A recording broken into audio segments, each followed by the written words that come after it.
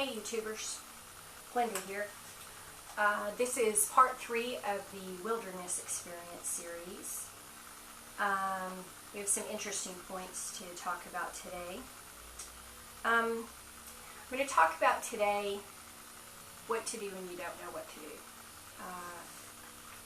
Because that is something we all encounter there in the wilderness.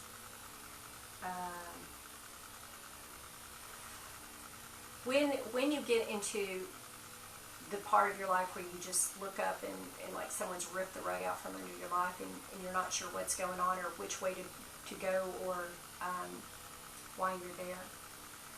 One thing that I've found that has been very, very valuable in times of the wilderness or the desert experiences for me is the first thing I look for is, what is God trying to show me?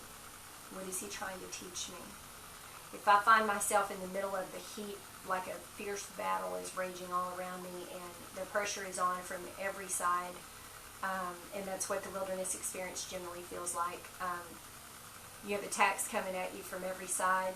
You feel like you're being beat down all the way around. Sometimes you can't see where your provision's at or where it's coming from, or if it's there, there's either barely enough or not enough. And it's kind of like, everything that can go wrong is going wrong, that kind of feeling. And it just all of a sudden happens in your life and you're like, wow, what did I do?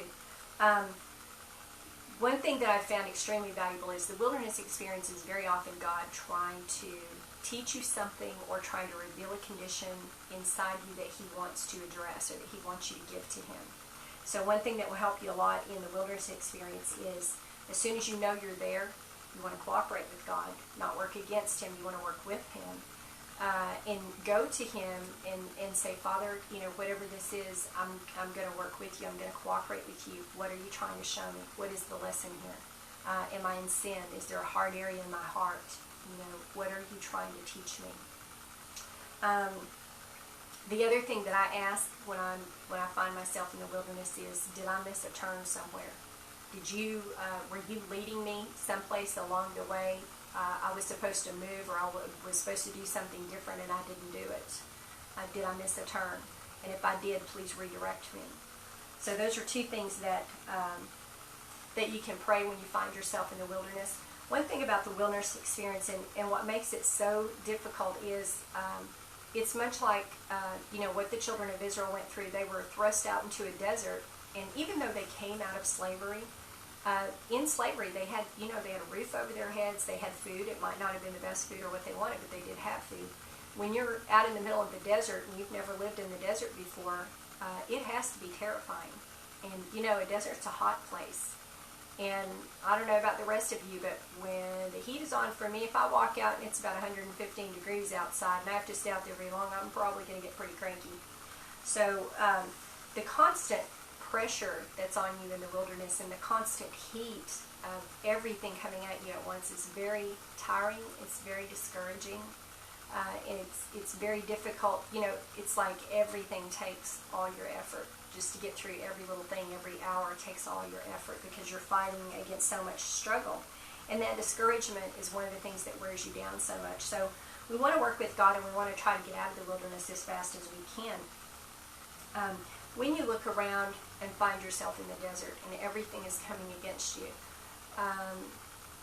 your first impression, your first inclination is usually to fear because you can't see where provision is going to come from. If somebody takes you out in a helicopter, drops you in the middle of the desert, the first thing you're going to do when they take off flying away from you in the helicopter is look around and say, where am I going to live and what am I going to eat, that sort of thing. Where's my provision? How am I going to survive this? How am I going to survive out here? And many people right now are going through a wilderness experience. They've been kicked out of their house. They've lost their jobs. Their unemployment's run out. They don't know what to do. And it's terrifying. It's really, really terrifying. And I don't know how anyone survives that without having a close walk with God. I just can't even imagine. Another thing that happens during the wilderness experience is when you find yourself in really difficult circumstances, you will find yourself also being judged by some people around you. Usually these are the prideful and righteous bunch. They'll kind of look down their nose at you like, well, you should have done this or you should have done that. And they always think they know what you should have done. like you had, you did some terrible thing to get yourself there. And it's possible that you have a bad, hardness in your heart, or some sin that God's trying to deal with, but that's a really hurtful attitude for people to take towards you, to look at, you're already in pain, you're already in the midst of a terrible situation, and for them to look at you and judge you and look at you with reproach just makes it so much harder. But that happens a lot when you're in the wilderness, so when it happens, just realize that they don't understand really what's going on, or they don't understand the ways that God works. We're supposed to build up each other and edify each other, but Christians don't always do that. And sometimes we need to pray for them when they don't, because their hearts are hardened, or they've got a spirit of pride that's working through them. If you see somebody that's always going around and they always think that they know what you should be doing with your life, and they think all their priorities are perfectly in order and they're making all the right decisions, what you're looking at is a spirit of pride. And you just, all you can really do is pray for that person. So, another thing about the wilderness that makes it so difficult is when you are in the wilderness, you cannot see the light at the end of the tunnel, and that is one of the most terrifying parts of walking through the wilderness experiences. You cannot see an end to it. It feels like, and the devil will try to tell you, that you are never going to feel any different. It's always going to feel that way. Nothing is ever going to get any better. He talks a lot with nevers and forevers, so watch out for that. That's a lot of times him. When that happens, what you need to do, and what really works, one thing, you want to press into God. You want to spend a lot of time, as much as you can, praying, pouring out your heart to God, because God does want to hear from you. You want to do, go back to the basics. Spend time in the Word. The Word, a lot of times, something in the Word will enlighten you. It'll give you a clue. It'll give you a place to start, that's constructive. Do a heart check. Check your heart. And pray about it. Lord, is there an area of my heart? Am I getting into pride? Have I become hard-hearted?